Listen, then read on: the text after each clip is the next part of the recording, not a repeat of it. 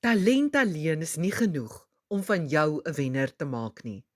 Daarvoor het jy ook 'n harde kop nodig wat jou nooit in die steek sal laat nie.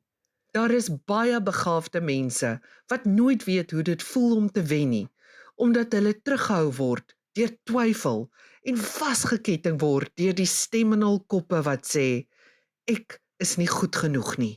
Ek is 'n mislukking. Ek kan nie. Sulke woorde is die stille moordenaars van potensiaal. Hier is nog 'n waarheid. Wenners word gemaak, nie gebore nie. Niemand kom in die lewe met 'n wennersinstink nie. Wenners leer dit oor tyd. Met volharding en harde werk ontwikkel hulle koppe van yster wat nie ingee nie en wat hulle deur die uiterste uitdagings dra. 'n Ysterkop is die verskil tussen goed en uitstekend. Die wêreld se beste atlete, sakeleiers en toppresteerders het almal een ding in gemeen. Hulle het sterk koppe.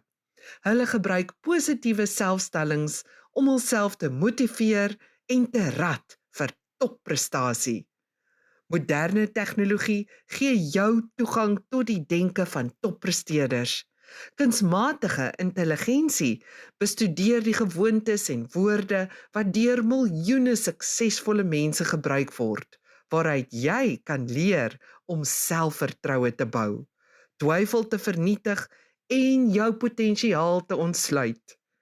In Ek kan met KI leer jy hoe om KI te gebruik om uitdagings te oorkom vir topprestasie.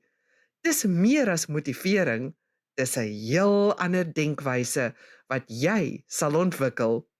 Registreer nou by studysmart.org.za en klik op Buy Online en volg die instruksies.